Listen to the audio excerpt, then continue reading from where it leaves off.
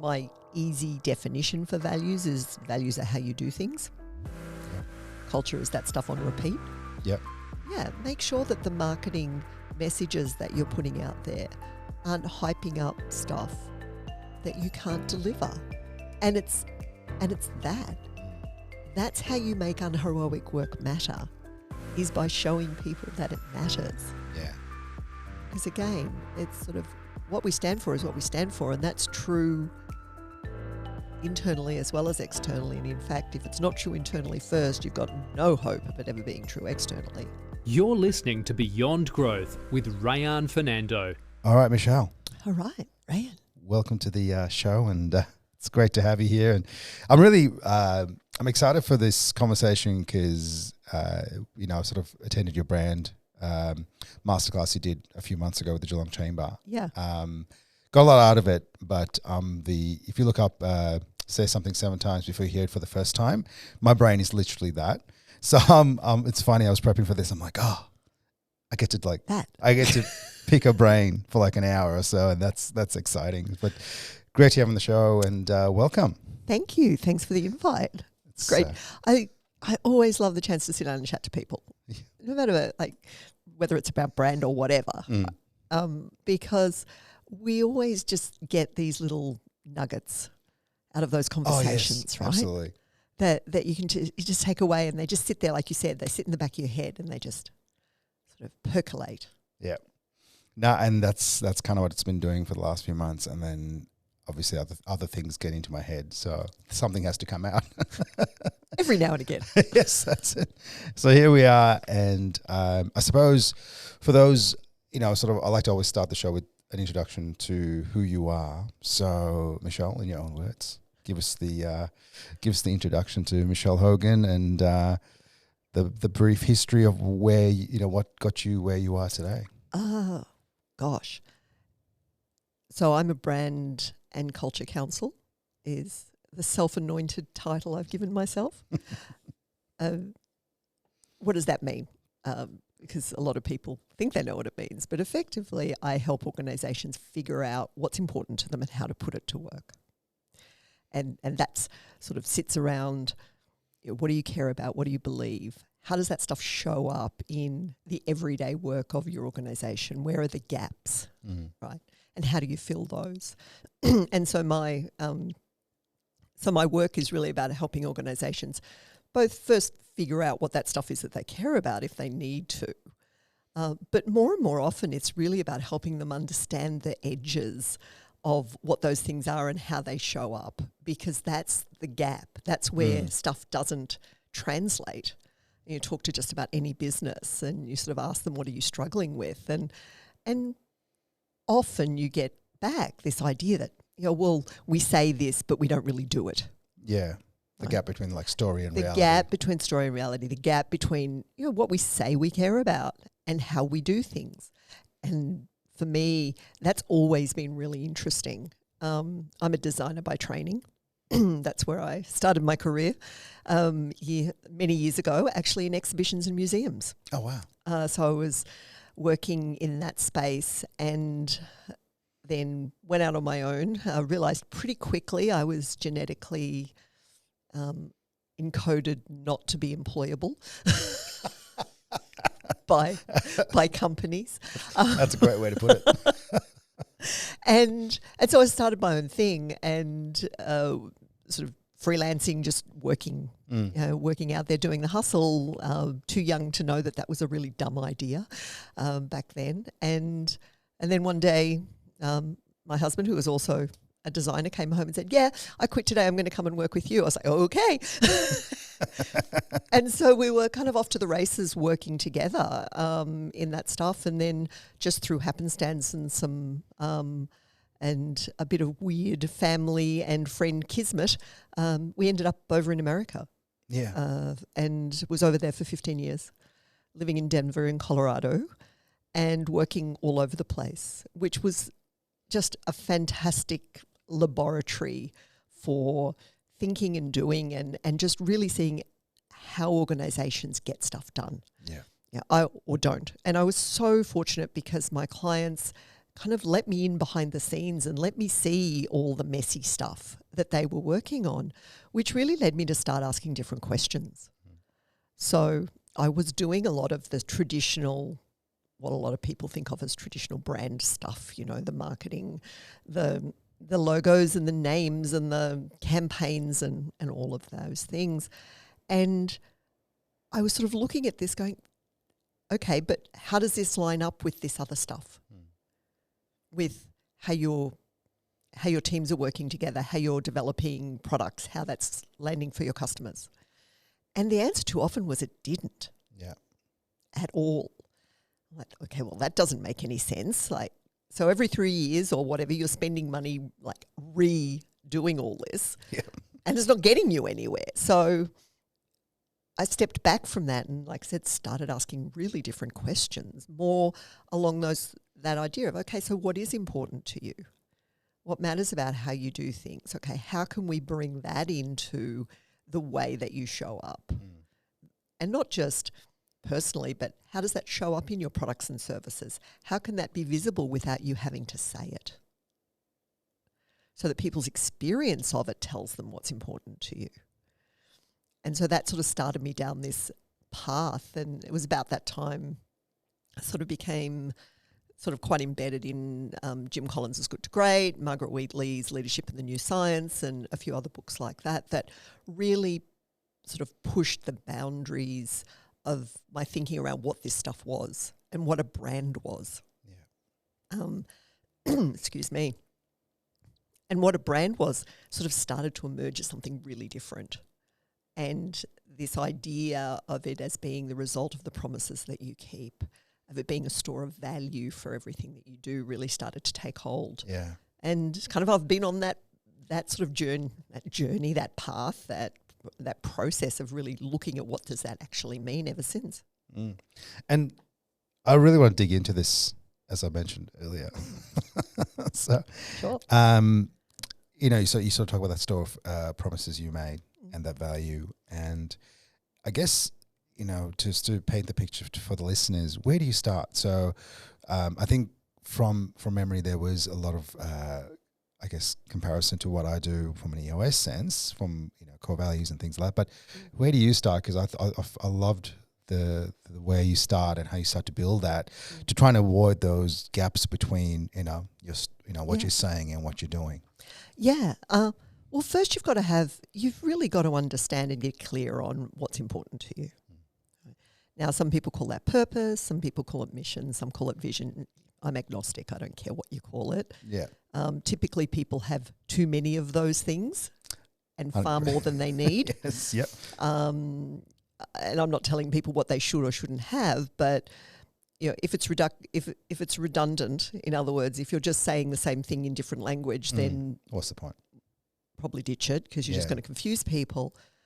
But whatever you want to call it, I like I said, I call it what matters most, what's most important. We call it co-focus. Yeah. And the reason I look at that is because it's actually really hard to get people to that point of what is most important. It's not everything that's important. There will be other things for sure. But what's most important, because there can really only be one thing that's most important. And once you understand what that is, and again, I assign no judgment about that. So I'm kind of one of the, I guess, weird people out there who works on purpose that doesn't talk about purpose as anything other than why you do things. I don't, it's not something that I put any judgment on. And I think that's really incredibly unhelpful for loads and loads of businesses. Liz Gilbert, Eat, Pray, Love author, she calls it purpose anxiety. Yeah. Which I loved as a term because I run into that a lot, is organisations who have this existential sense that what they care about isn't good enough because they're told all out there if it doesn't have some social good, if it doesn't, you know, if you're not giving back, if it's not, you know, that it's not valid, it's not worthy. And I tend to take a really different perspective that you're putting an awful lot on an organisation. Someone's got to make widgets. Yeah, right? Somebody's got to empty the bins. Can we not marginalise and judge those activities as being unworthy, Yeah. and the people who do them as not contributing, Yeah. because they're raising families, they're putting their kids through school, they're living lives, buying things, shopping, contributing to their communities. And this is all part of the social fabric. And so for me, this is when I'm getting into it with what's most important to organisations. It's through that lens. It's like, let's genuinely figure out what we care about, and let's not assign some blame or judgment to it. Yeah. So that we feel like it has to be a certain kind of thing. Yeah. Because then we can get to what's genuine. Yeah, and look, I mean, it's that resonates with me so much, because what we do when we work with businesses, we work on their co-focus, and we say, what's your purpose, cause, or passion? So we define what it is that you were trying to achieve, and then we sort of we work out what the niche is. Like, what's the one thing you do, to, I guess, achieve that purpose, cause, or passion, and then be better than anyone else, and that needs to be your focus. Like you said, there's other things you do, but ultimately, if that's your guiding light, or if that's your North Star, so to speak, it brings you back. But I like that bit, Bear, because, a lot of businesses do struggle not to have something bigger than themselves as a why. Yeah. It's like, like, what did they say? Like, I think there's the, get to the last thing is like, I want to try and change the world or save the world, and then bring it back a notch or some whatever, right? Yeah. That's a couple of things you sort of hear out there. But I think it's interesting to see, to try and get to that why without necessarily making it bigger than it needs to be as well. Because, like you said, there is, and I love your the unheroic work. You sort of mentioned that quite a bit, and ultimately that's what we're talking about. Yeah, there is unheroic work out there that just needs to be done. And no matter what organisation you are, you have unheroic work. It just goes without saying.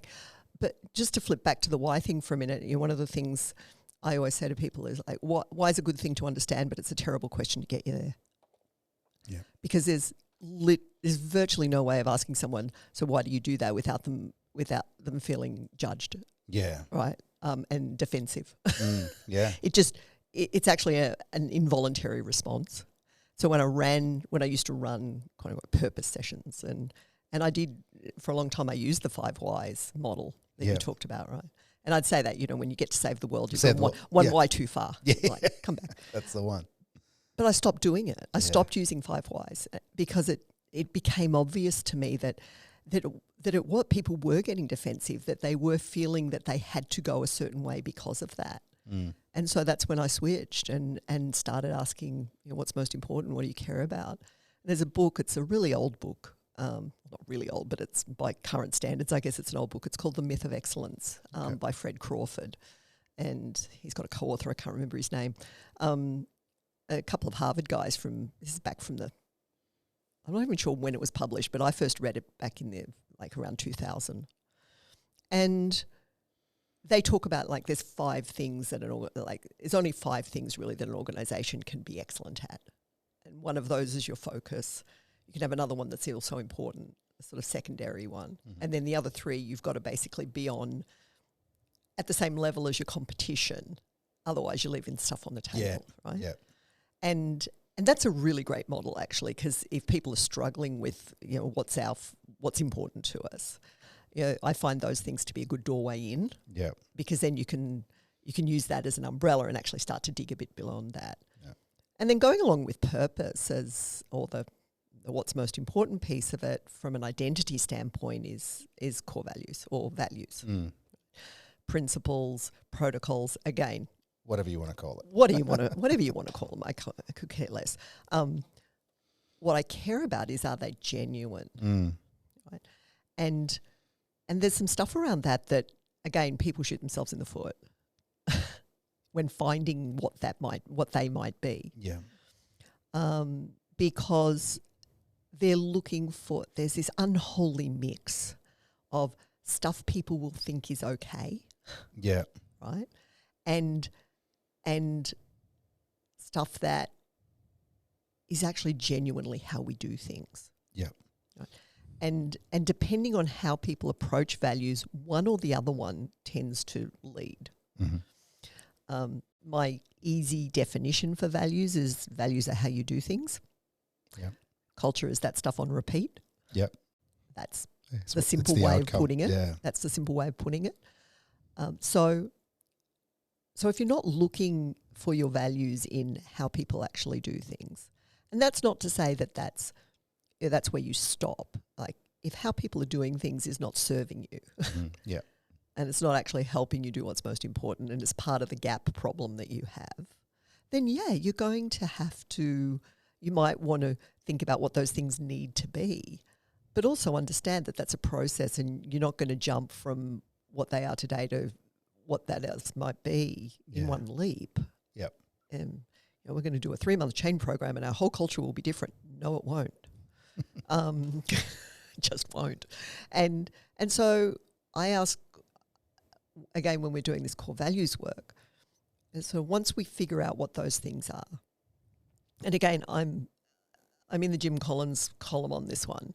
It really matters that you have them. Yeah. It really doesn't matter what they are. Yep. And that's really confronting for a lot of people because they like, but what do you mean? What if we have lie, cheat and steal? Like, well, then the marketplace will take care of you pretty fast. Yes. You're not going to be in business for long if that's how you do business. So, and yes, I know everyone can come up with examples where that was true, but you beat me over the head with that stuff. But generally speaking, that's not why people go into business. Those are outliers. Most people go into business with honest intent. They're trying to do something. They're trying to make something. They're trying to live a life that they feel conveys some kind of meaning for whatever that is for them, right?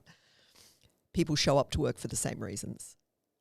It's really rare that you'll find people who show up and they want to do a shit job and piss everyone off. Yes, that's true. Right? They just don't. And so can we stop thinking that that's true and instead look at what some of those things might be.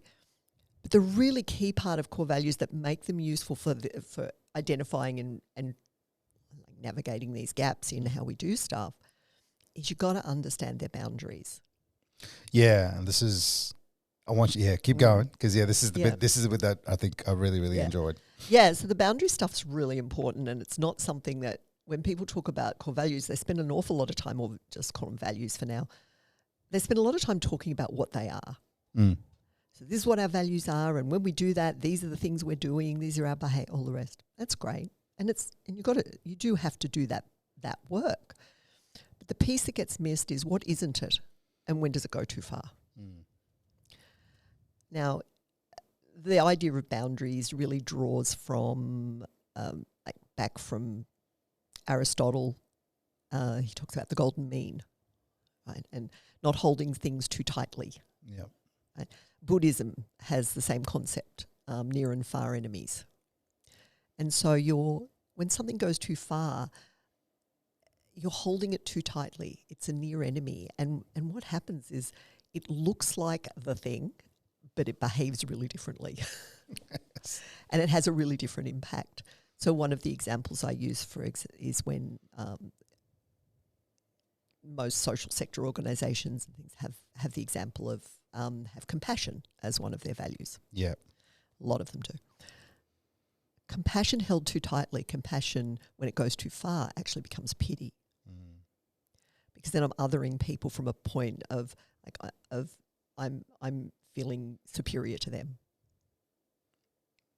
and looking down on them. Yeah. And that's not compassion, right? So it's flipped. And the same is true for what it isn't, although they're more obvious. A client I worked with, they had creativity as one of their values. Right? And when taken too far in the way they defined it, again, this isn't dictionary definition stuff. Yeah. Right? This is, what do you think it is? What is it for you? It's irrelevant what it is for anybody else. Both purpose and values are only relevant in how they motivate and guide the people inside the organisation. They're not public-facing things, and nor should they be. And you get into all sorts of trouble when they are. But these guys had creativity as one of their values, and the too far for them was basically when it became, I'm trying to think the word that we used was sort of when it became fluffy. Yeah. Like when it became just something that was blue sky for no reason. It was just like, oh, this is creative, so it's okay. Yeah. And so theirs was very much a creativity rooted in purpose, rooted in it has to actually have a reason. We're trying to do something here. We're not just, gazing at our navels and drawing pretty pictures. But what it wasn't for them as well was a sense of status quo. Yeah. And just having those edges actually is really powerful because it allows you to navigate when people are out of sync, when people are actually, quote unquote, acting outside the values. They don't live the values, well, it's a whole different conversation. But when people are acting outside the values and their behaviour doesn't sort of line up with the stuff that we think, which helps us further that and bring that more strongly into how we do things, having those boundaries gives you a way to talk about that with those people without judging their actions so that they actually feel persecuted. Because values, and I don't know if you've seen this, but I certainly have, is values get weaponized all the time. Yeah, and referred to as like you said, it just gets it's called upon to try and I guess push an agenda sometimes as well. Yeah, absolutely. Yeah. And it's a stick. It gets used like a stick. It's like a bat that we beat people with. You're not doing the values. You're not living the values. It's like, so go back to the creativity example. Look, I get that you want to push the ideas and you want to try and come up with new stuff and it's great that you're doing that, but we really need to bring it back to something that's related to what we're working on and what's important to us. Yeah. Right?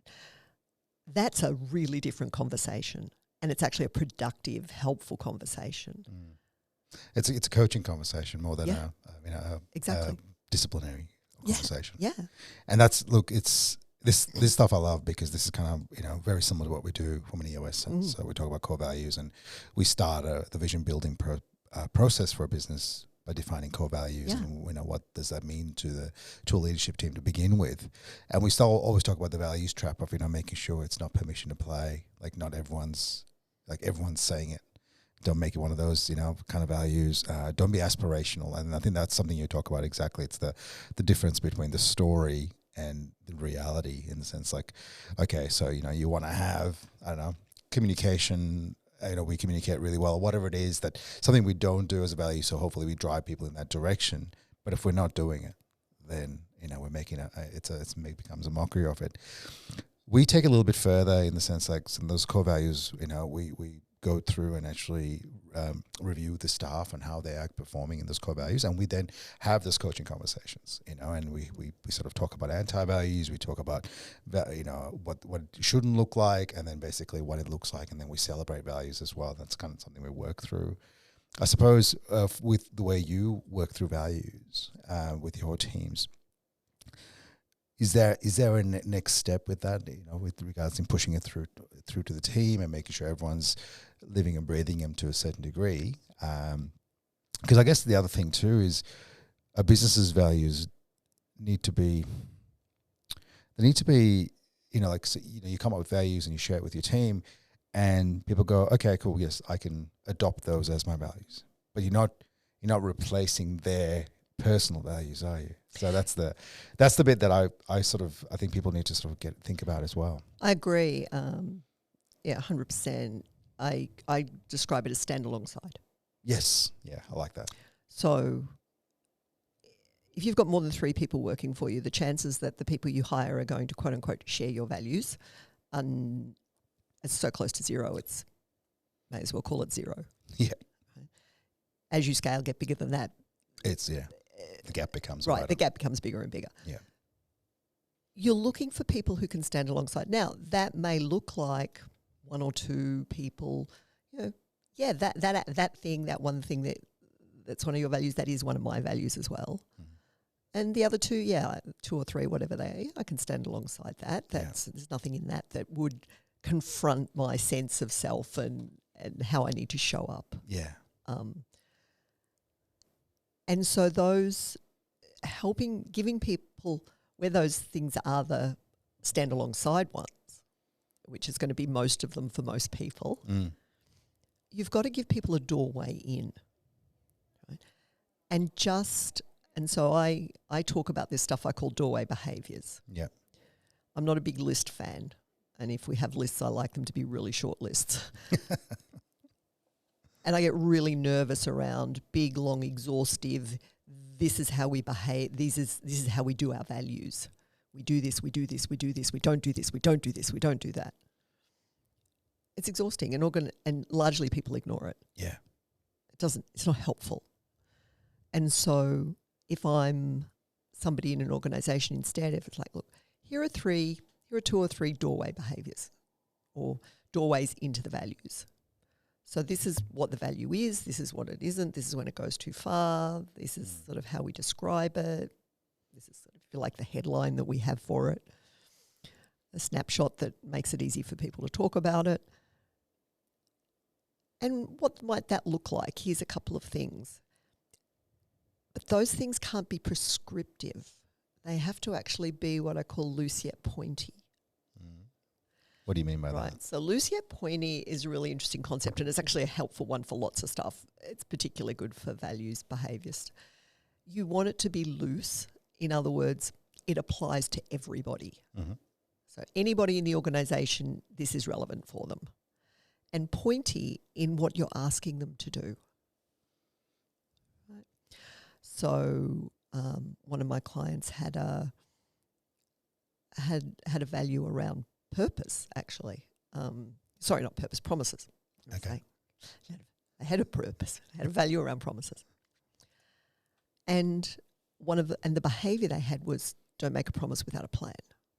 Okay. Now, whether you're the person on the front desk, the guy on the floor in the warehouse, the exec sitting in the boardroom, that's relevant to me. And I can apply that in how I do things. And you only need a few of those to start to give people the sense and aligning them again. Orient your behaviours to your boundaries. Because the what is stuff's actually easy. So if you frame your behaviours to, if you like, hedge against the boundaries, then you start to create some natural berms Yes. Yeah. around activity and choices. Because fundamentally, what are values? Values are, I said, how we do things. How we do things is a series of choices. So what we're trying to do is get people to make choices that actually move us towards this thing that's important. Yeah. Whatever that is.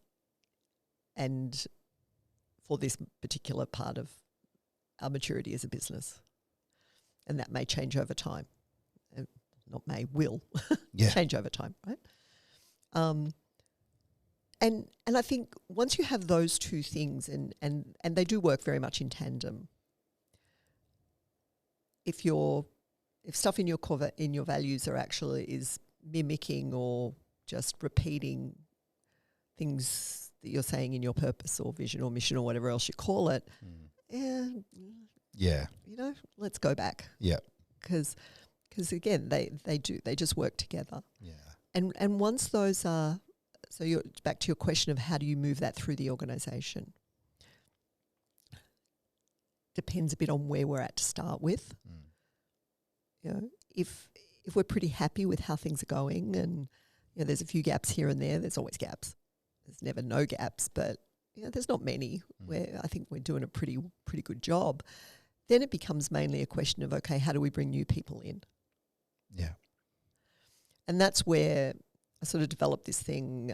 People can find it on my website, but it's called the Values Pyramid. Right? And it tackles the fact that values are really dynamic and cultures are dynamic. They're not monoliths. They're actually, I call them pilgrimages. It's a pilgrimage. Like people are always coming in and out of it, particularly culture. Like everyone who comes into the organisation brings the DNA of whatever the values and things that they've done before are. And the ones who leave behind a little bit of themselves when they go. And that mix is always changing. And so the pyramid really acknowledges that, and it works up from, you know what these things are, which is the baseline, right? Yeah. I know what values are.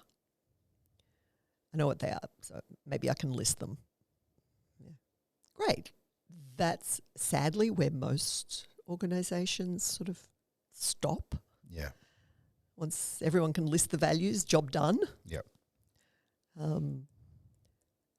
But as you climb the pyramid, the next step up is, I know what they mean. That's where this boundaries work comes in. Yeah. Right? Because then people can fully explain, they have the doorway, they know what that is. Then it goes to, I use them in my work every day. So that then speaks back to, like I said, these loose yet pointy behaviours, how people make choices in both the big moments and the unheroic stuff. And I'm sure we'll get more to that in a minute. It keeps going then, right? I use them even when they're inconvenient. When mum's not looking. When mum's not even just when mum's not looking, when there might be a cost attached, right? I mean, this is values that are non-negotiable is kind of, again, back to Jim Collins's description of them. You know, by non-negotiable means they're things you will not trade. Yeah. So there's all sorts of stuff that's important as a business that you'll trade, given the right circumstances. Environmental sustainability is that for lots of people. Yeah. Right? I'll do it when it's convenient, but At what cost? if there's too high a price on it and I'm out, Yeah. right? That's it. And that's why there should, if you've got probably more than 3 values, I almost guarantee there's stuff on there that's negotiable. Yeah, we always talk about like less is more, and 3 is like that nice starting point. And I think organisations can build really effective, really robust cultures on 3 values for sure. And then once you get past that, but I'm doing it even when it's inconvenient, when mum's not watching, when there's potentially a negative cost, when it might cost me something to do it this way, not that way. The last one is I encourage others to do it too. Yeah. And it's the top of the pyramid because now there's a social cost. Because everything up to that point, I can do in my bubble. I don't have to put my head up. I don't have to. Yeah, no one else needs to know. No one needs to know. Yeah. Right? I know I'm good. Yeah. The minute I put my head up and I say, hey, what about now I'm leaving myself open. And so that's a harder thing for people to do. And yet so often it's where we ask people to begin. Yes. Yeah. Right? Verbalize it. We ask people to start there. Yeah. That's a good point. How on earth am I supposed to do? I don't even have confidence yet in how I'm doing them. And you want me to be telling other people how to, right? And it would probably not surprise you at all to know I'm not a big fan of things like values heroes and shout outs and all that sort of stuff that again objectifies and makes it special. Yeah. It's not special. It's every day. But then how do you, I think you still need to define examples of how they're being displayed. And that's where I think the value shout-outs has its place. I'm not saying you don't call it out. I'm not saying you don't make space for those things to happen. Mm-hmm. But a different question is, how do you do it so it is part of every day and not something and not a special thing? Oh, no, right? Totally agree. Yes. So, yeah. It shouldn't be like once a month. Yeah, once a month we have an all-hands meeting and we call out 5 people who did great stuff on the values. No, agreed. Like, let's not make it a popularity contest for crying out loud. Yeah. One of the things that I've suggested to clients, and again, this feeds into what can organisations actually do. So they're already so fully occupied, yes, just doing the stuff that they need to do to make whatever they're doing happen. They don't have energy and time and stuff just lying around that they can suddenly pick up and apply to this sort of activity. And that's so true, and I see that all the time. Yeah, it's like scale down your aspiration and what your expectation is that people can actually do. And so an example might be, let's spend 30 seconds at the beginning of any meeting and just have whoever wants to volunteer call out something they noticed in the last, since we last met together. Yeah. Right. About, not by name, but by activity, by action, by behaviour. So it's not, I saw Joe do this great thing. It's like, I saw, there was this situation and the person made this choice. Yeah. So we make it again. We don't make it about the person. We make it about the action, the choice, the behaviour. That's what we're trying to get people to see. Yeah. I wrote an article a couple of weeks ago. You definitely want people to champion stuff, but you don't want champions. Because the minute you make somebody a champion of it, then it's not my problem anymore. Because someone else is doing it. Yeah. Yeah. I don't need to do it anymore. Yeah, it's good. Like they're taking care of it. Yeah. I'm good. No, that's true. It's stupid. No, you want everyone championing it. Yeah. But again, for heaven's sakes, just give them a chance to get their heads around it first. Yeah. No, I love that pyramid. And I remember you going through that at the masterclass. And the fact that we do actually try to encourage that at the top end is quite interesting. What we so I guess from a US point of view, what we do is we define those core values. We get the owners to share those values and I guess present them to the team and start to talk about them. But those value shout outs, to be, like you said, not an event-based thing, but how do you call it out? But personally, I sort of look at values and I EOS has 5 core values and I've adopted and I sort of run with, and there are ones that I sort of go like, okay, well, yeah, that's one I can stand beside, and those ones, yes, that's definitely something I want to do. And one thing I do is, for me, the biggest one is health first. So health first is one of our core values, which is we always help before we try to get anything. We just want to try and help, and I found since starting this EOS journey and I guess adopting those values and making them mine, and like I said, most of them actually they were mine to begin with, which is fantastic. But I always find, like, I don't know if anyone else does this, but I'll sit there and I'll just recite it in my head. I'm like, okay, cool, help him first, or do the right thing. And that's another core value. Grow or die is another core value as well. There's just things that but I'll just say it in my head. And I must admit, even when I was working in the IT industry, we had some core values, and we had ones that I helped develop and we sort of lived and breathed as well. But they just didn't feel right for me. But in saying that, I just find it quite different, like where I am now and where I was, say, 5-10 years ago. And just sort of this, I don't know whether that's a maturity thing or whether that's just that the values have landed better. But I feel like it is. I feel like the values have just landed better and this time around where I'm like, okay, cool.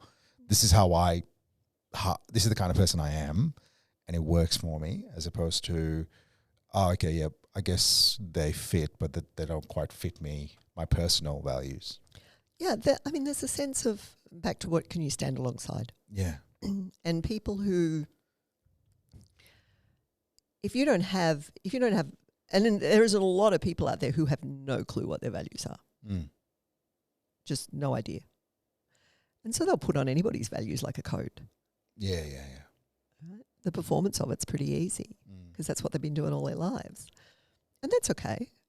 I'm not here to solve the individual existential crisis of everybody on the planet, but why? If you don't have a sense, if you don't have any idea of what you care about, what do you believe in, the place I encourage people to start, just even personally, is what's the stuff that makes you mad? What makes you crazy? Yeah. Like, what gets you on a soapbox? When you get in arguments over dinner with, like, grandpa, like, what's going on? And dig into that stuff, because underneath that is stuff that you really care about. Yeah. Like, if you care enough about it to argue about it, then there's something there. And it's coincidentally, it's actually a pretty good place for organisations to start as well. If they're struggling with figuring out, if how we do things doesn't resonate, it's like, okay, well, what pisses you off? Yeah, what's the other side? Yeah, what pisses you off about the way that person does that? Yeah. And why? What's going on there? And once you start those conversations, then you can get to some really lovely meaty stuff.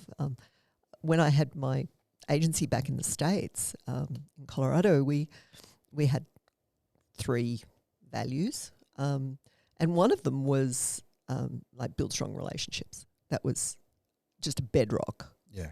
And it played out in lots and lots of different ways. And there was a photographer that we worked with, and he was one of the first photographers we ever worked with. He was a great photographer.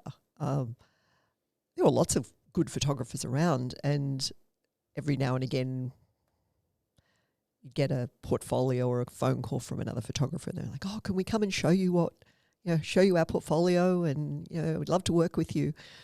And my answer was always the same. It's like, "You're welcome to come, but it's a waste of your time, because I'm happy with the guy that we have." Yeah. And there's nothing really that you could say, because the relationship that he and I have, There's value in it. in how we work together. I can call him up at 3:00 on a Friday and say, "We've got this shoot we need to do, and we need to get it done by Monday," and we'll get it done. Like, he'll drop stuff. It was the same true with some of our printers and things like that. And so he'll say, "Oh, but that's loyalty." It's like, sure, that was the outcome of that, but underneath it was just this sense of, we have invested in each other, and we have that investment, and that investment is a currency that we value, and that we're not going to trade it for something momentary. And that went back to how we worked with clients, how we worked it threaded through so much stuff. And so, but as time went by, that our fluency, if you like, our dexterity with that value got more robust. And I think that's part of what you're saying when you're talking about your level of comfort, and it plays in your head and those sound bites. Yeah. To me, that's a fluency. And it comes back to what organisations expect of their employees and the people who work for them. Yeah. Right? And their teams. It's like, give people a chance to develop that fluency. As leaders, you have to have that fluency really quickly. Like, you've got to be able to talk to it and understand it. You've got to be able to give examples. A really great CEO I've worked with, he's terrific at actually bringing those values into that everyday moment. Yeah.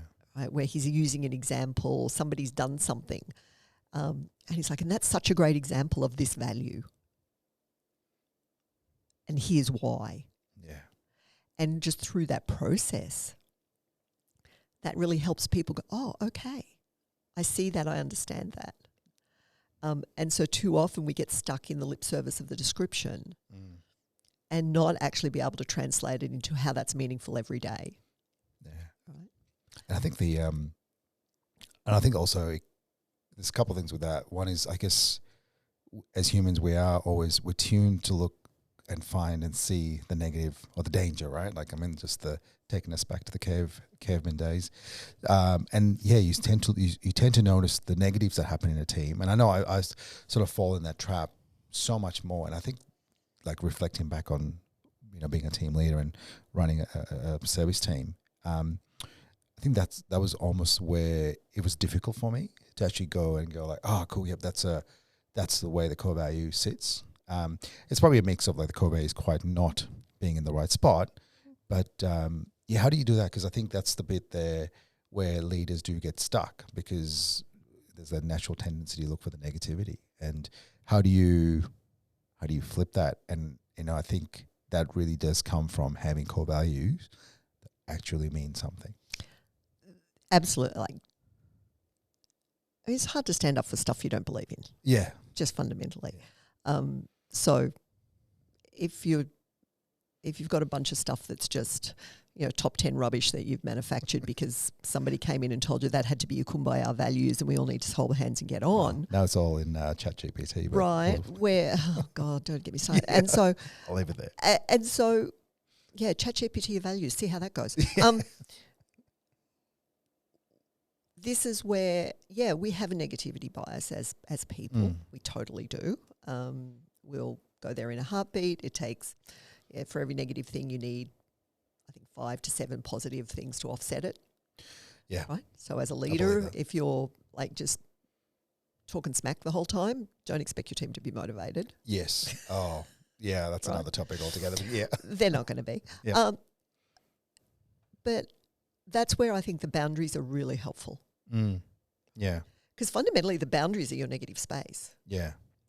Situations, environment's going to pull you to your boundaries all the time. Like it's a constant fight, right? To not hold them too tight, to not hold your values too tightly, and people get so confused by that idea. Like, what do you mean? Like, we're supposed to be like really rigorous, and it's like, no, you hold them lightly. You hold them. It's like you're cradling them. You're not gripping them. Yeah. Right? Because that allows then. That allows that fluency, that allows that dexterity to develop. It's sort of, think about, this is not an analogy I've ever used before, but think about it like a dancer. Dancers have such like this incredible core strength that translates into this like fluid sort of movement out to the fingertips. And values in organisations, that's what they're like. You've got this core strength. We've defined them. We know what we mean by them. We know what's important about them for us. We've kind of understood. We've done that work. We've done that really deep work, to paraphrase Cal Newport. And so we can allow them to flow out to the fingertips and to be held a bit lightly. Right? Because they're going to grow and change as those fingertips encounter the world around it. Right? Our environment is always going to grow and change. If we're holding stuff too tightly, we can't navigate change. No. We can't navigate stuff that comes at us. Right? And so there's a real, I think, a misunderstanding that happens in a lot of work around this. That again, it becomes punitive. It becomes very, we're trying to limit, we're trying to manage, we're trying to control. Yeah. And when you actually just let go just a tiny bit, it's not a free-for-all. Yeah. That then allows things to come in that actually make it richer, that make it more relevant, that give it more currency. I use that word a lot because it is what we're trying to do with this identity, and is make sure that the currency of those things that shows up in how we do things, and how we do things is really guided by promises. We haven't touched on the promises piece yet, but if we're holding that stuff too tightly, there's a really good chance that we're actually not going to make promises that we can keep. That's true, and I think holding it tightly and making it punitive, it's the quickest way for a team or a business to not adopt core values. Because all of a sudden it's like, well, it's like you said, it's the carrot or the stick scenario, and people see through it straight away. How many orgs that you've encountered do you think have made any progress up the pyramid? Like, or are most of them kind of stuck in the bottom layer or two? Oh, I've got a couple that are doing really well. I got one that's doing really well from a core values point of view, and they're kind of my benchmark for implementing EOS. I love working with them, but yeah, they've taken these core values and they've really made it something, and they communicate it well, and they've got somebody in the team that talks about it. The whole leadership team talks about it, and in saying that, I guess I only see it from one lens though. So I don't get to see it I don't get to sit there and speak to the staff, so you don't really quite know. But yeah, it is one of those things that I couldn't give you a straight answer, or not straight answer, but I couldn't give you a true answer on that one. But yeah, there's a couple of teams that are really well, a couple of teams that go, okay, cool, core values, we've got to grow a business, like we've got to do some stuff. So, and you kind of, it's one of those things is sort of, I have to work through that. And what we do is every quarter we review those core values. We do things, we sort of see how's the team perform against those core values, from a sense of like, are they true values, and are we living and breathing them? So my job is to keep bringing them back. But it's just, it's trying to teach them as much as I can, in a one day session, and one part of that one day session sort of thing to keep it going. But certainly, I don't see it where I see it the most, and sort of amazingly running really well is the EOS and the EOSI community, the implementer community. So just seeing that how much the values are talked about and repeated, and I think this is where I think it's sort of, I've sort of absorbed that so much, because I see that we've got a Slack channel, everyone talks about it, once a quarter the visionary integrator, they'll come up, they'll talk about the core values and what they mean, and we'll do self-assessments, and I suppose because I teach it, it's almost, I'm already in that space as well. But that's probably where I see it the most, where I know I can see it from the leadership point of view, but I also can see it from, as, quote unquote, staff member listening to it as well. I think a lot of people are really cynical. Yeah. I encounter this a lot. I mean, I encounter it enormously around the idea of brand.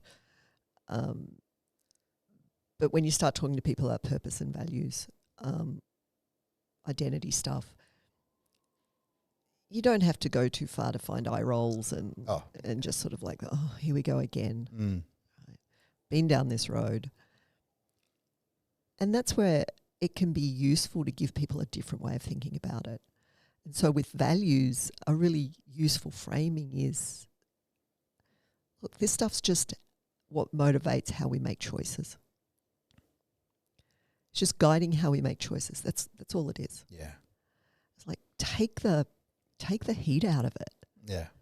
Like, again, take it down a notch. No, I like that. Because it's something, okay. I can do that. Yeah. That's something I can do. So it's how do we find little doorways for people that don't ask them to try and wrangle some massive idea or some massive new way of doing things or some massive change program amid everything else they're already trying to do. Yeah. There's this great article by a guy called White. It's back from the 1950s. Mm-hmm. And it actually talks about culture as energy put to use.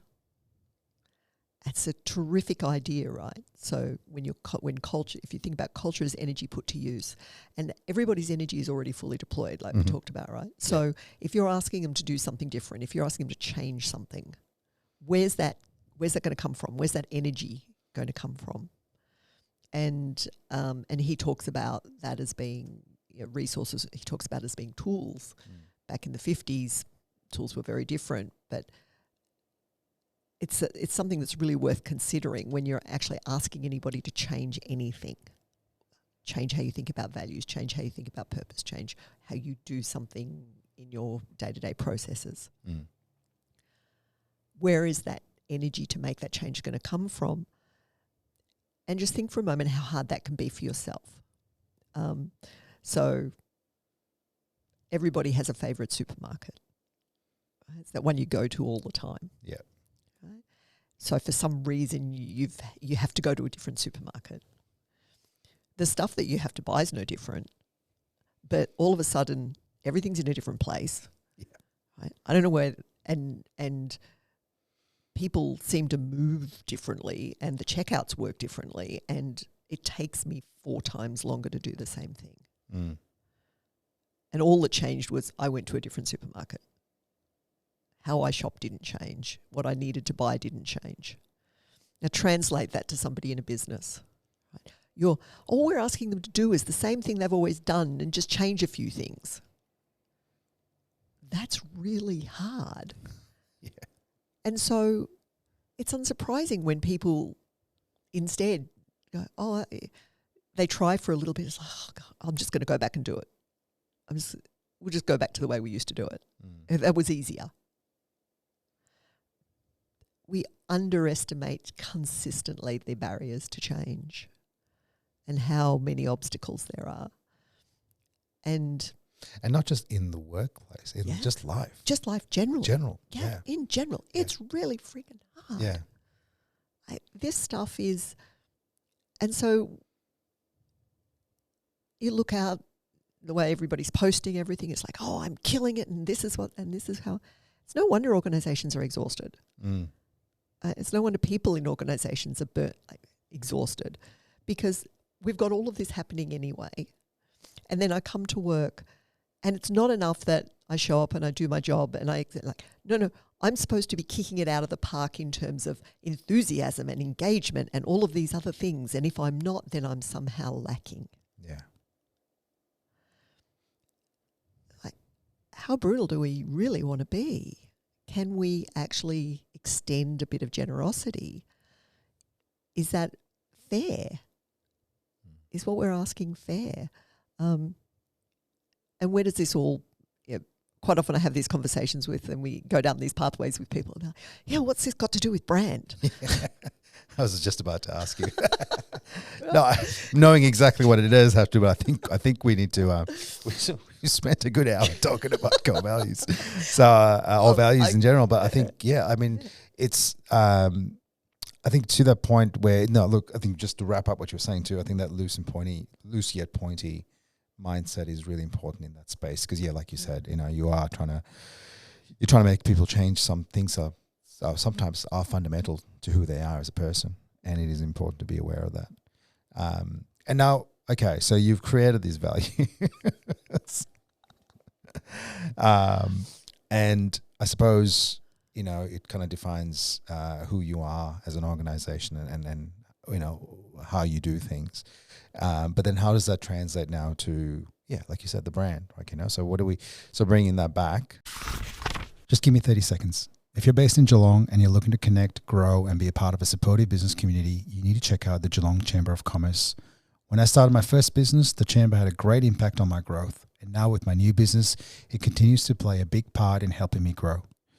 I believe in it so much that I'm now on the board. So if you're running a business in Geelong, I can't recommend joining enough. Find out more by heading to geelongchamber.com.au. Now back to the show.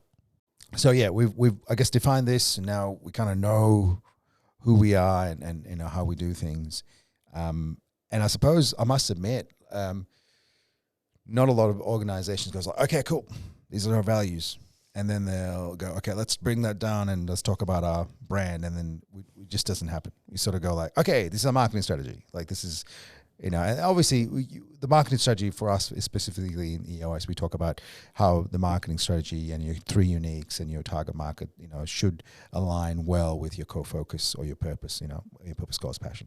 So there needs to be alignment there. But so you go another step up and you bring that core values or the values down into that brand strategy. I don't even talk about brand strategy as a thing. Mm-hmm. Brand doesn't have a strategy. So let's walk all the way back to when I was at the very beginning where I said brand is a store of value. Mm-hmm. It's a result of the promises you keep and a store of value for everything that you do. Your strategy is your org strategy. That's your brand strategy. Your marketing is your marketing. It's not brand marketing. Yeah. Your values are your values. They're not brand values. Your experience that people have working for you, with you, buying from you is not brand experience. It's people's experience. Yeah. And all of those things working in concert results in, hopefully, value accumulating from those efforts. What does that value look like? There's different ways people describe value. I like to think about it as again, back to this idea of currency as something you can put to use. So effectively, what that value looks like is an operating discount on doing business. Because if I've stored a whole bunch of value in this thing called brand, and keep in mind it's not really a thing, if I've stored a whole bunch of value, it's easy for me to keep customers because we're doing what we said we were going to do. I get more customers because they tell their friends. It's cheaper for me to get more customers because word of mouth is the cheapest form of marketing you're ever going to do. Yep. People want to stay working for us because we're an organisation that keeps its promises to the people who actually do the work, and they feel valued and they feel like they contribute something, and they know how their everyday work is actually related to whatever it is we're trying to do. Partners are more likely to want to partner with you because they have a sense that you're somebody, that you're a stand-up person, that you're a stand-up organisation, that there's somebody that you can have confidence in. Investors want to give you money on and on and on, right? And all of that means if I'm not, in a purely financial sense, if I'm not having to spend loads and loads of money doing those things, then perhaps I can invest in a bit more R&D. I can improve our products. I can continue to look at how our services might be more relevant. I can do that work as well. That gets funded as well. Yeah. So that's what a robust store of value looks like when it exists. When it doesn't exist, when you're not keeping your promises, when you've got a revolving door of staff, when you've got customers who bounce before they even buy anything, at worst and at best buy one time and then go away and never come back, when you've got suppliers who don't want to work with you because you never pay your bills, when all of those things are true, you're eroding constantly, right? If you've managed to store any value at all, it's eroding every time that stuff happens. Yeah. Because it's making all those other things harder. Right? Do that too long, too often, and you're out of business. Yep. Right? Forget, we've got a brand problem. Yeah, you got a brand problem. You don't have a business. Yes. Your organisation is not an organisation. ceases to exist. Yeah. Okay. Right? And so I try and pull this stuff away. It's like, stop thinking about brand as this thing. It's not a purple furry thing in the corner. But that's on that. It's become that. It has. It's become that, especially in the way it's been promoted by marketing agencies and the like. Oh, with massive dollops of self-interest. Yep. Right? So show me the agency who, I'm sure to anyone listening out here, you might be that agency. I don't know. I'm not generalizing to that degree, but it would be the rare agency where a business would come to them and say, the markers, the stuff that most people think of as brand, logos, names, website, marketing campaigns, advertising, blah, blah, all that stuff. It would be the rare agency that a business would come to them and say, I think we maybe need to update our logo or change our logo. And the agent says, no, I don't think that's a good idea. Because the business is then going to go, okay. Yeah. Right. We think that's a terrific idea. Yes, and this is what that'll get you. This is what you'll get from that. This is what you'll be able to relaunch yourself with your customers, and you'll look more relevant. And design is a really big thing these days, and so you've got to. If you don't look the part, then no one's going to believe you, and on and on and on. And there's kernels amongst that. I don't dismiss all of that whole out of hand, but fundamentally, those things are how people pick you out of a lineup. Yeah, yeah, that's it. Yeah, right. Nobody cares what your logo is. They really don't. Nobody cares what your name is.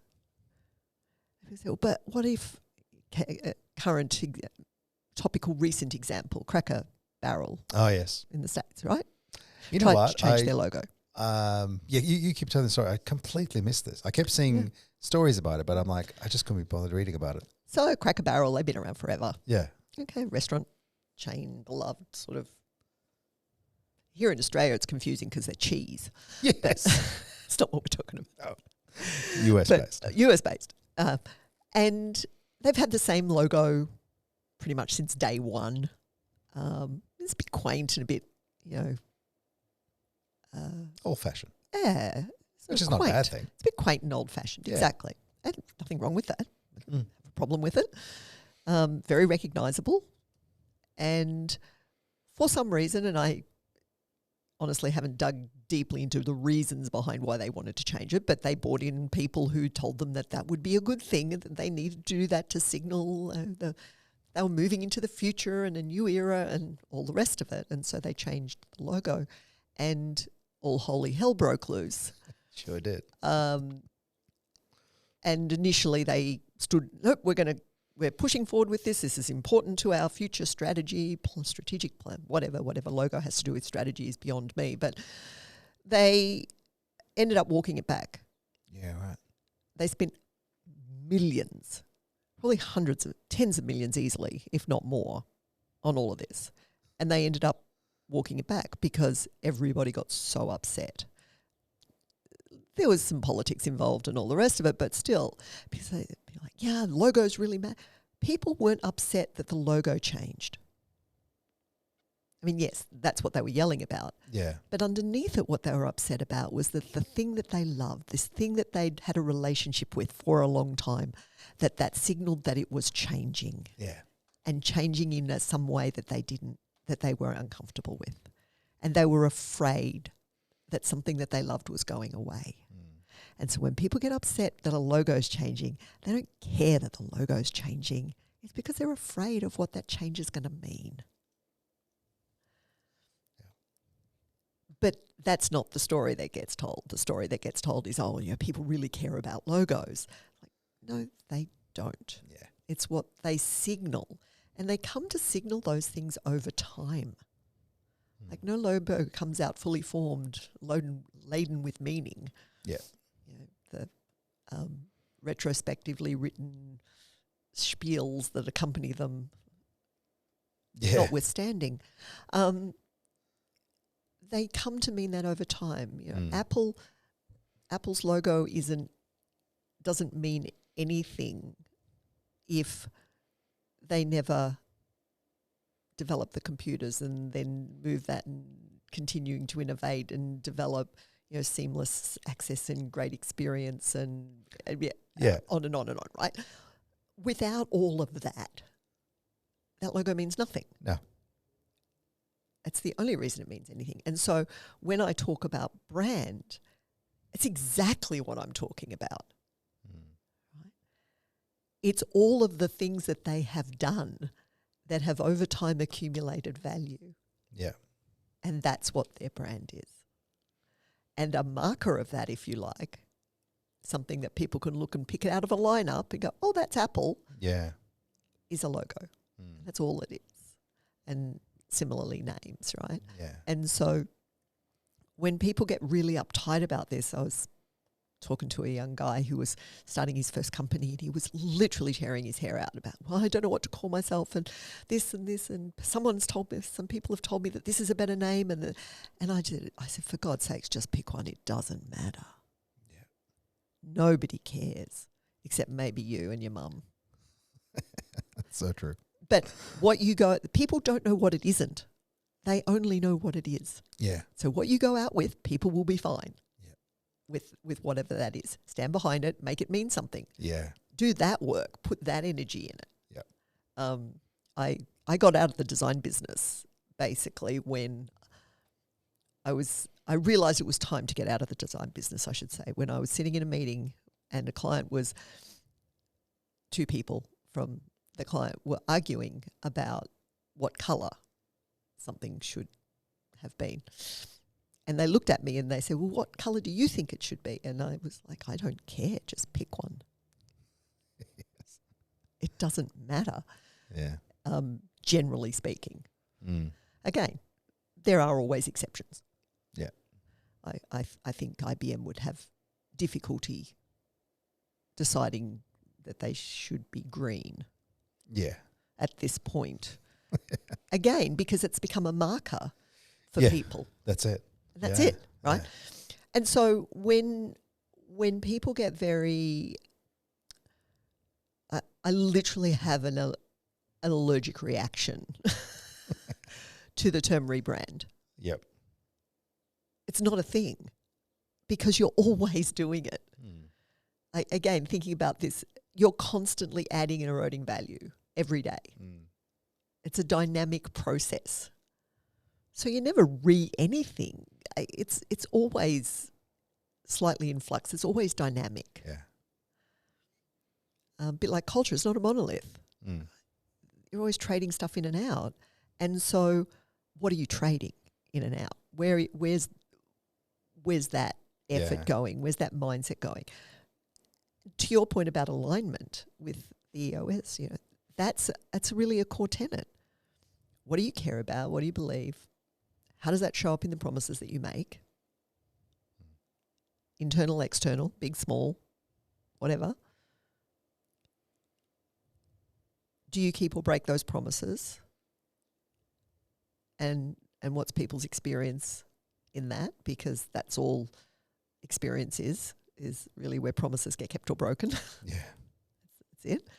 I'm having someone told me this is what I should expect and this is what would happen and it happened. Good experience. Yeah. Someone told me it would happen and it didn't happen. Bad experience. Way oversimplified. But fundamentally, that's what's going on. Yeah. Multiply by several 1,000 times. Yeah. Depending on the size of the organisation, a number of people, a number of activities and choices, and you start to get an idea. How if you actually bring some attention to this and look for making sure that stuff lines up. Make sure that the marketing messages that you're putting out there aren't hyping up stuff that you can't deliver.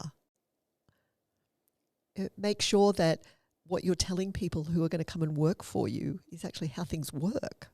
Yeah. How we do things around here is like this. Is that something you want to be part of?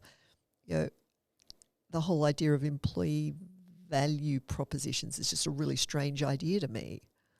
Because again, it's sort of what we stand for is what we stand for, and that's true internally as well as externally. And in fact, if it's not true internally first, you've got no hope of it ever being true externally. Yeah. Because osmosis is a thing. Yeah, absolutely. Stuff ripples. Yeah, it does. Out into when it's a permeable barrier between us and the customer, or any anybody we're interacting with externally. Yeah. And so getting back to basics of what are you doing, how are you doing it? Yeah. What's motivating those choices? Are we making promises we can keeping them, rinse, repeat? And when I talk about that stuff big and small, it sort of leads us into something we've touched on a few times but haven't really talked about, which is unheroic work, which is a term that I stole from an author called Jedediah Purdy, who wrote a book called For Common Things. And I'm going to get the quote a little bit wrong, but to paraphrase, he basically says that democracy is an ongoing thing, and it requires the sustenance of unheroic work. And when I first read that, and my brain immediately replaced democracy with the word brand. Or you could just say the organisation. Yeah. Right? Is ongoing work, and it requires the sustenance of unheroic work. Yeah. Like, there's no company offsite, annual reset, event launch that will outweigh or overcome neglect Throughout the year of everybody's unheroic work. Yeah. It just won't. There's too much of it. There's so much more of it than anything else. It's the, it's the how do we put the products on the shelves? How do we enter the info into the database? What are we doing when we sit down and have the conversation in the meeting? How are we together, and how do we do things together every single day, in and out? Yeah. All right, across activities, big, small, important, and unheroic. And how do you? I guess I look at that back in my career, and especially in the IT world, and it is it's minute after minute of unheroic work in the IT world, especially. People don't call you when they're having a good day usually. No. It's usually always and obviously there are heroic moments in that, but there's a whole bunch of unheroic work. But how do you what's your recommendation, I suppose, to try and I guess recognize that, so it's not just okay, that's just what you need to do, but Yeah. it's actually super valuable to how we do everything. A lot of this comes from leadership, and what gets acknowledged and recognised. Yeah. I was doing a project, a really big enterprise, and I was just working with one area of the business. It was still like 400 people, and they were trying to make a shift in how they did things. And so we went through a process where I was just asking them, so what would give you confidence? What would help you see that this change had happened, that this was happening, that we were actually making this shift? What would be a signal of that for you? And they came up with a few. We ran a bunch of workshops, and there was a list of about 40 things that came. And then we sent our survey around to everybody, and we said, okay, we want you to pick your 3 from this list that would be the things that would be a solid signal for you. Yeah. And the number one thing, far and away, above everything else, was say thank you in person. Yeah. That was it. Not make me a hero, not go above and beyond, not call me out, not buy me a pizza, none of that. It was literally just for the people they work with and the person they work most directly with, and for acknowledge their effort. Yeah. On whatever it is, in person, whether that be a tap on the shoulder, a note, an email, a phone call, or whatever. And just the simple recognition and acknowledgement. Hey, I noticed that thing, thanks. Yeah.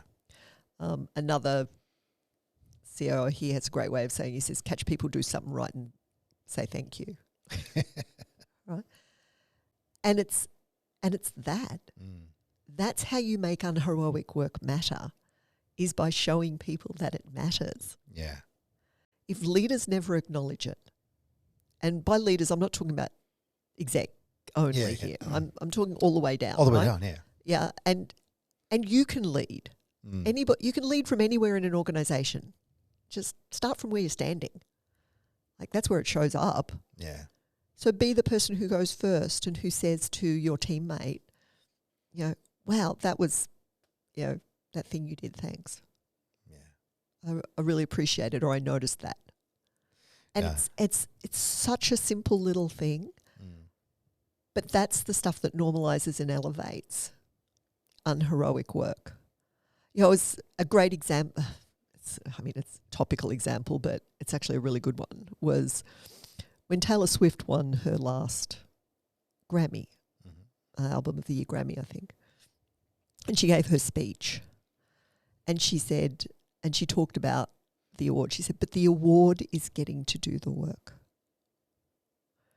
The award is rehearsing with my dancers, and she went on to list all this stuff. The award is getting to do the work. Yeah. Right? Biggest star in the world, like.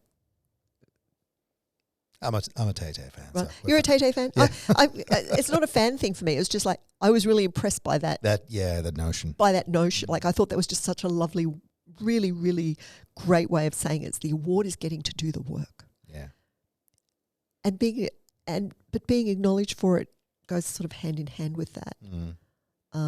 Show me an engagement survey where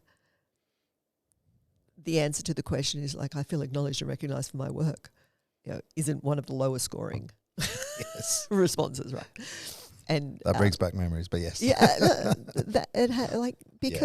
because we're very self-interested and we're fundamentally bad at that stuff. Yeah. So, and again, this is not to slam organisations. Say you suck. You need to do, but start small again. Yep. Take it down a notch. You don't need massive recognition programs. You don't need, heroes and champions and all that stuff. You need to say thank you. Just gratitude goes a long way. Just the basic. And hey, if you can't muster gratitude, just acknowledgement will do the trick. Yes. Right?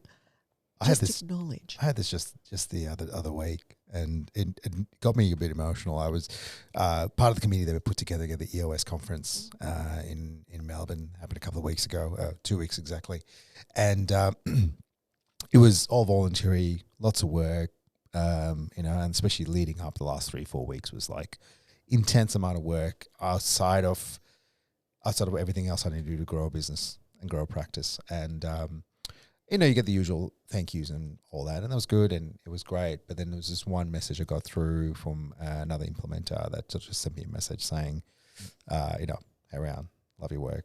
I just want to know I can see what you've been doing and all the effort you've been putting in. Just thank you. And that was it. And I was just like, I was like, oh my God, like just it meant so much because it is one of those things, everything we did as a committee, especially with this, I think it was like only 5 of us in this committee. So it wasn't a very big group, and putting on a conference that we don't do that day to day.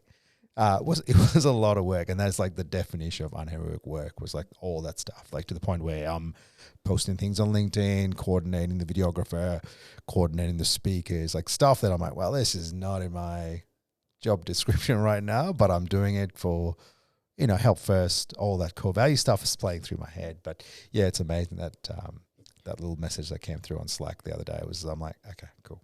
It does. Right. It meant so much. It was one sentence. It's massive. Right? And there's I can't remember the guy's name, but there was a CEO who's a really famous CEO in the US, and he had this practice of he left notes for people, like everywhere.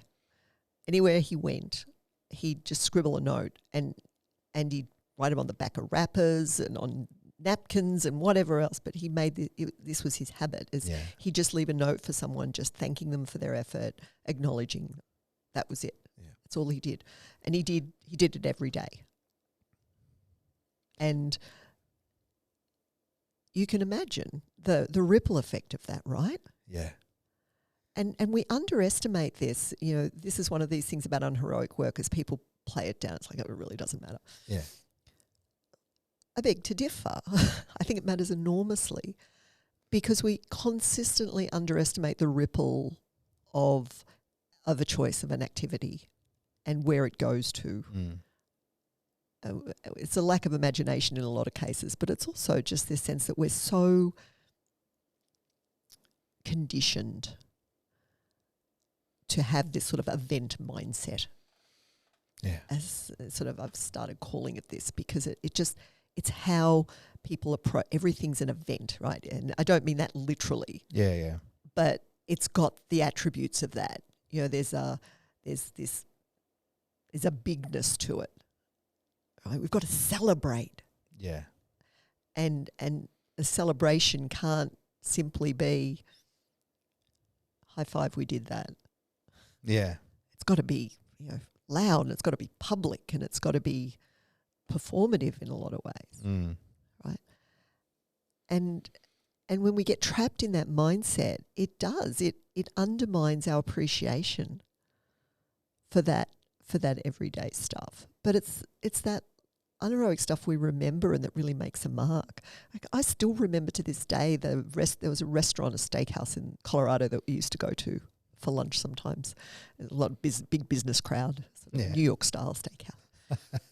And we go and sit there, and I still remember back then I still wore black a lot of the time, and you'd go and you'd sit down, and before you could do anything, the head waiter had come up, and one of the wait staff had come up, and they'd switch out your white napkin for a black napkin, so you didn't leave lint on your clothes. Like that. I still remember that. To this day, I remember that. I like that stuff. I love that stuff. And yet nobody, that wasn't, and yes, it was deliberate. It was obviously a choice they had made. Yeah, yeah. But I doubt when they made it, they realised the ripple effect of that. Yeah. In that. And that someone remembers it. One, I remember it. Yeah. 25 years later. Wow. 2, I remember I've used that as an example in countless conversations. As just a really, it's the small stuff. Yeah. Right? That matters so much to people because we can get our hands around it. nobody ever chose anybody or stopped shopping at a place or whatever because of their strategy. I mean, yes, they might, but that's not the reason. Yeah. The reason is because something in that translated into some little choice that got made that either resonated or didn't resonate. Like the company that shopping online and you say, no, I don't want I'm opting out of marketing emails when I complete my purchase. And yet somehow I'm still on your marketing list despite opting out. There's quite a few different styles of marketing out there, obviously. Well, no, there's a get out of jail free card because their terms and conditions basically say we can contact, when you give us your information as part of a purchase, we can contact you. So why even ask me the question? I know. Right? Yeah. It's those sorts of alignment stuff played out over and over and over again that erodes. Again, this is the friction, these are the pebbles in the shoe. Yeah. That erode value, and compounded over time, that's really, really hard to recover. That's it, because then the skepticism kicks in, right, over time. Oh, skepticism kicks in, but also that stuff compounds. Yeah. I mean, everything, good and bad compounds, right? That's it. So bad choices compound just like good choices. Yep. And who, we've covered a whole array of things, but who in from a business point of view and an organization point of view, who does brand well, in your opinion, and also who doesn't? I'd love to get your thoughts. It's such a hard question for me to answer, because this way of approaching and thinking about brand is Very so different. left of field. Yeah. Right? Yeah. It's so heretical that it's hard to point at. And the ones that do it well tend to be unicorns. Yeah. And I don't mean that in terms of unicorn valuation. I'm talking about unicorns in really unusual and hard to find. For a long time, for years and years and years, I've used Patagonia as an example. Yeah. Right. Because they do. If I point at a company and says, who does this well, they are definitely one. And I think, from a value standpoint, pound for pound, their brand probably stores more value than the average punter. Mm-hmm. They're also a massive unicorn. Yeah. Due to a whole bunch of choices and the undeniably unusual personality and resolve of their founder. You take Yvon Chouinard out of the mix, and Patagonia is a different company. Yeah. And it's not that he's part of it day to day anymore. He's still involved, but he's not part of the day to day running of it anymore in the way that he used to be. But without his early resolve and the decisions that they made early on, they're not the company they are today. Now, that's true of any company for sure, but in particular, a lot of the ways he Let My People Go Surfing, which is sort of his titular book that he wrote about founding in the early days and running, probably the best brand book out there. Yeah. Okay. Like if you want to essentially a blueprint of how to think about and do this stuff, you probably can't go too wrong with that one. And in terms of other companies, there's the thing that's interesting is that I'm sure that there are probably thousands, tens of thousands, millions of companies around the world who on different levels actually do operate this way. Yeah. Most of them we'll never know about and we'll never hear about because they sit in the small and medium business realm where the only people who really know about them are their customers and the people who work for them. Yeah. And their immediate communities. And aside from that, they're kind of lost in the mists of time for everybody else. And that's because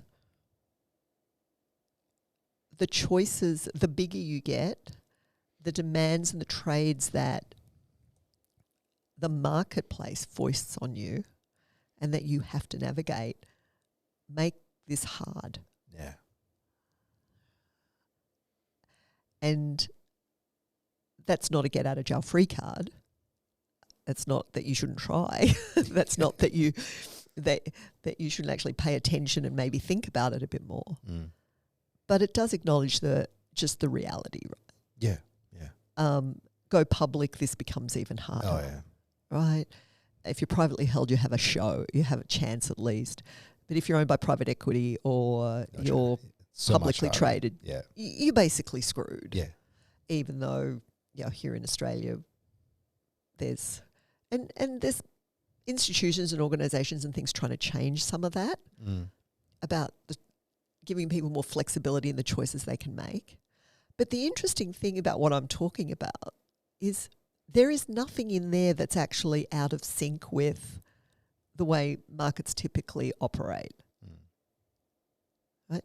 Figure out what you care about. Be genuine in what that is. As far as you can, make promises and keep them based on that stuff. Yeah.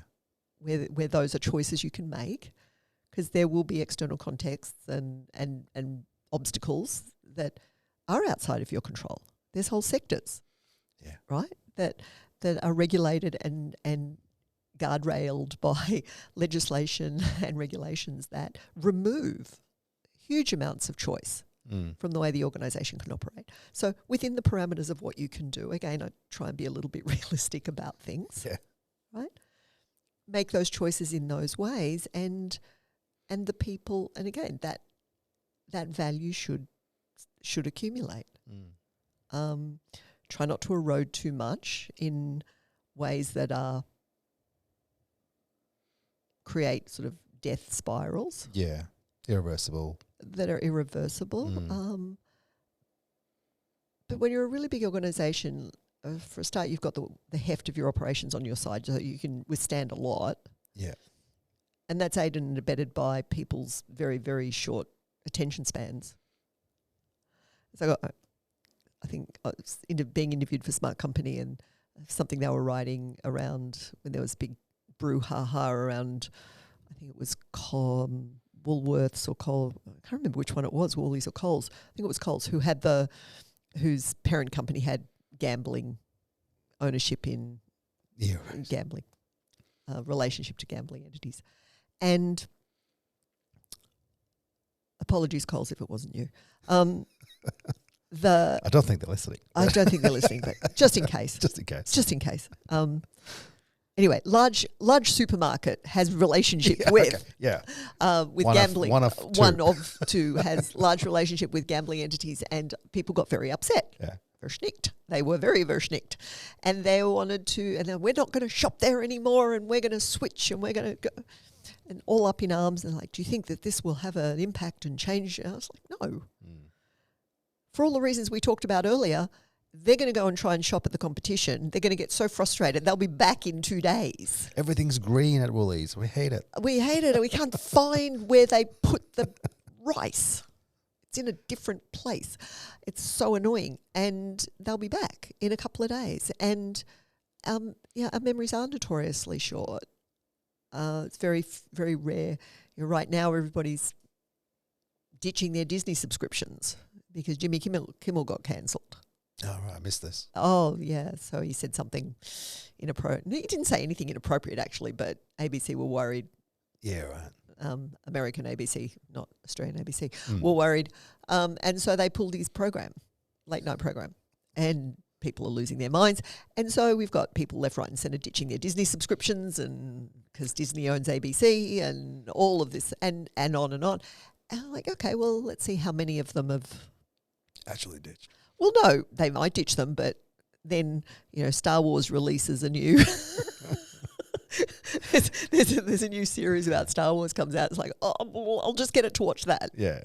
I've subscribed for 12 months, so I'll ditch it in 6 months. But yeah, we're fickle, right? We're easily... Absolutely. We've got short memories. And so all of this, I tend to try and take a lot of this stuff with a bit of, again, can we hold this stuff lightly? It sort of carries through. Yeah. It's important. Yes, it matters.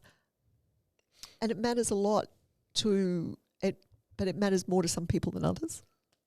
Yeah, absolutely. I think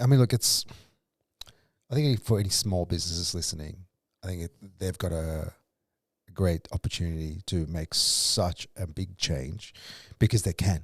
Exactly. And especially, if they've got a growth mindset and they want to build their business, and if they can set this up and look at brand in a different way, it's so powerful, right? Oh, yeah. It's a massive opportunity for, I'd say, all the way up. Like even if you've got 500 people, even if you've got, I'd say, up into probably 1,000 people, 2,000, somewhere. Like once you get above that, it starts to get hard. Not least because you've typically got loads and loads of locations and layers and things, and so that complexity plays. But you're absolutely right. This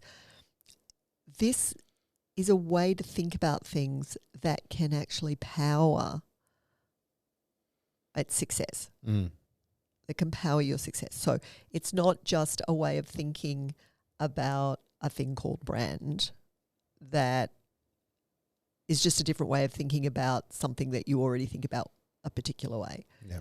It's like, no, let's look at everything we do and how we do it as being that thing. Yeah. And that's right. Just if you take nothing else away from this conversation, like look at everything you do and how you do it as being a brand activity, right? There is, one of the things that makes me crazy is when people talk about the brand as the brand did this, the brand did that. Yeah. No, it's not. It can't. Organizations do things, businesses do things, people working for those do things, make choices. The brand, and there's this weird distance when we do that, right? Yeah. It's like we create this distance between outcomes and responsibility, and by saying the brand did it, as if it's this disembodied other thing. This disembodied other thing did it. Yep. Like we have nothing to do with that, or it'll hurt the brand. It's like, no, it'll erode value for sure because that was dumb, but right, it's not going to. So I'd love it if people would start calling businesses again. Yes.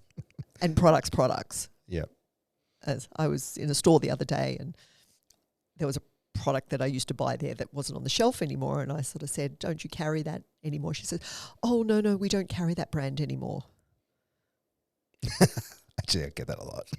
It's like, okay, so no more room spray. It's like, but that's how insane it's become, right? Yeah. Right? We don't carry those products. Like there's a name for these things. We already have words for them. Yeah. We don't need to call it something else. It's a good point. If instead we think about everything we do and how we do it as being a way that value gets stored. Don't even talk about, hey, I'm all good if people don't even use the word brand at all about anything they do. Probably better not to. That would make me really happy. Yes. And look, I guess, Michelle, if people listening through all this, I'm sorry. Firstly, apologies, but secondly, I mean, I suppose. Look, I think no one else has put this the way you put it together, and I find it really interesting and super valuable, especially for businesses to sort of take a different mindset or different perspective on how they do business. I guess people listening trying to reach out to you, what's the best way? Because you got a very unique business name. Me, yeah. Well, it's actually not my business name. I know. I love that you do that. I am. Just as a backstory. It's just me. Michelle always heads to Chamber of Commerce after 5 or events, and her business name is always me, which is I find quite hilarious. Well, and how it happened was it's just so stupid. And again, I get the irony. I'm a brand and culture counsel who doesn't have Yes. a name, but I do. I was born with it. It's the name I've always gone by. I work for myself in both those senses, right? So AKA I'm my own business, but also I make choices and things about what I do. Yeah. So Michel Hogan is just what I go by for both business and how I navigate the world. And so it seemed and I had no intention of hiring people or building Something. Yeah. building extra. Been down that road. Don't need to revisit that particular party. And so when I first moved back from America, I did have a business name, and because I hadn't really thought about it too much, it was just almost like a reflex. And then I thought about it, like, that's bananas. Why am I doing that? Because it's not. I don't even believe that that's necessary. If it works for you and it's something you want, have at it. I'm not telling everybody to do what I do. I'm just explaining why I do my way. So when I started going to events, and nearly every event requires you to put in your name and your business name. They assume everyone has a business name. Okay, fair enough. Probably 99% of the people do, but I don't. And so what do I put there? And so it's stupid to repeat the name. Yeah. Because then my business, Yeah, it says Michel Hogan, which just seems like I've got a stutter. And so I said, well, what can I put there instead? And in the ensuing time, when I'd redone sort of my website and a few things like that, and I was setting up my email, and I just created my email. It just says me@michelhogan.com. And so that's what I started using, was just me. And now whenever I go to events and it says Michel Hogan me, they're like, oh, wow, that's such an interesting business name. How did you get that? I'm like, no, you misunderstand me. That's not my business name. I am me. Yes. So the best place for people to find me, michelhogan.com, MICHEL, one L, Yes. no E. Yes. Not Michael, Michel, Hogan.com. You'll find me. I'm pretty much that name everywhere. Yeah. So you can find me pretty easily. On my website, you can branch off. I mean, there's plenty of my stuff on LinkedIn. Yeah. You can find me there. So many articles on your website. Boatloads of articles on my website, 500 plus or something like that. A couple of books. A couple of books that you can get your hands on, which are compilations. So they're anthologies. I wrote a weekly column for sort of article for Smart Company for about 11 years. And I don't do that anymore, but I still write regularly. And so if people want to follow that content, I have a Substack. You can get to it via my website, or it's just michelhogan.substack.com. And it's free to subscribe, and I put out thinking every 2 weeks that sort of ties in and explores the nooks and crannies of this way of thinking about things from as many different perspectives as I can get my head around. I never quite know what's going to tweak an idea, or go, oh yeah, I could write about that. Just a lot of I love how you review a lot of current news or current, I guess, issues that happen in, like for example, Cracker Barrel. I think there's a story there in regards to Starbucks and the hot coffee, and I think I love that you dig into some of those things, because some real world examples of how you erode or gain trust or a brand value. Value. Yeah. Got there. Well, and confidence is part of that. Yeah. Like it's one of the markers of value, right? How I tend to veer away from a bit the word trust, just because it's table stakes. Yeah. We don't trade if we don't trust.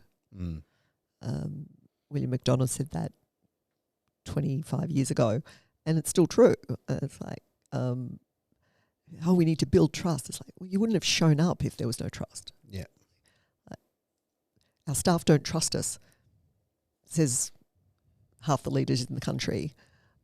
Well, they do on some level because they turn up to work. If they didn't trust you, they wouldn't believe that, that you were going to pay them for their time. And so what are we really talking about? And so I think let's take it up a notch. It's actually really about confidence. Yeah. Right? I believe that the thing that you said was going to happen is going to happen because I have some evidence that it's happened before or that it will happen. Yeah. Right. But that's probably a whole different podcast. That is. But yeah, so you can find me in those places. And like I said, my email's me@michelhogan.com. Easy. And yeah, I'm always happy to sit down and talk to people about this stuff. My if you like, my personal purpose, because I talk about purpose a lot, is really just to help give people new ideas and different ways of thinking about things. Yeah. You certainly achieved that today. And I really appreciated having you on the show and going deep because I think I'm glad we spent a good hour on values. That was my my secret hope. So that worked perfectly.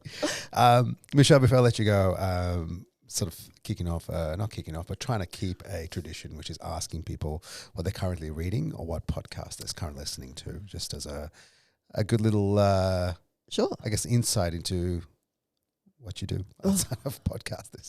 I'm always reading, I'm always listening. So that's the podcast I'm listening to right now is actually an interview with Alain de Botton, who's a philosopher, founder of the School of Life. Okay. And he's someone worth seeking out anyway. I love his sort of slightly contrarian approach to how we should navigate the world. Yeah, love it. And that's the one I'm listening to right now. I've probably got 4 or 5 that I listen to every week. Yeah. And reading, I'm actually listening to a book right now, only because it hadn't turned up at the library yet, which is called The Empire of AI. Ooh. By Karen Howe. Okay. And it's truly one of the most dispiriting and dystopian reads I've had for a long time, but incredibly worthy as she delves back into the far reaches of the very early days of AI, open AI, how the sector and the industry has navigated and where we are. And certainly not that I have any massive great interest in AI. I get asked all the time, do you use AI in your writing? And no. It's the fast answer to that. But it would make it so much quicker. It's like, who on earth said that I write for speed? Yes, that's true. Why on earth would I want to do it more quickly? It's actually how I think out loud and dive into ideas. Why would I want to do that more quickly? But I am really interested in how we've landed where we've landed. Yeah. You know? I keep saying I'm a huge AI enthusiast in that sense of like finding out where we landed, but then also where we're heading. It's just quite interesting. Yeah, I'm terrified about where we're headed, but I'm glad you are. 'Cause I am too. I'm beyond terrified, but there's some really interesting and very confronting truths about how all of this has been built, and I think if people really understood how some of the language models that sit underneath their favourite chats assistant, AI assistants, had actually been developed and the processes, they might not have quite so much confidence in them.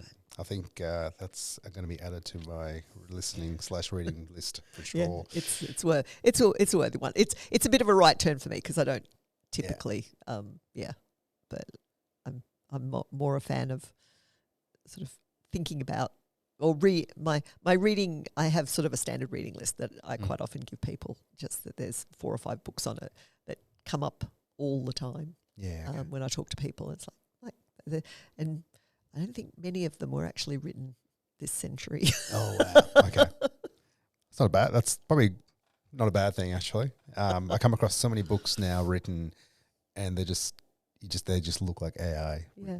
What are you reading right now? What am I reading right now? Have not going through a book at the moment, but listened to a lot of Dario's CEO and spending a bit of time, especially in his AI episodes. Okay. Like deep. Okay. I've gone down the rabbit hole. You've gone down the rabbit hole. Oh, did I send you? Oh, we can take that offline. Yes, we'll be here till tomorrow. If I'm running out of tape. Yeah, we'll be here till tomorrow if we go down that rabbit hole. No, I was thinking like I was this close to going into AI. I thought no, I think we'll leave it here. Yeah. Oh, I'd be super happy not to have a conversation where it rears its ugly head. I'm not sure I've had one in the last while where it hasn't been topic number one. Awesome, Michelle. So good to have you on the show.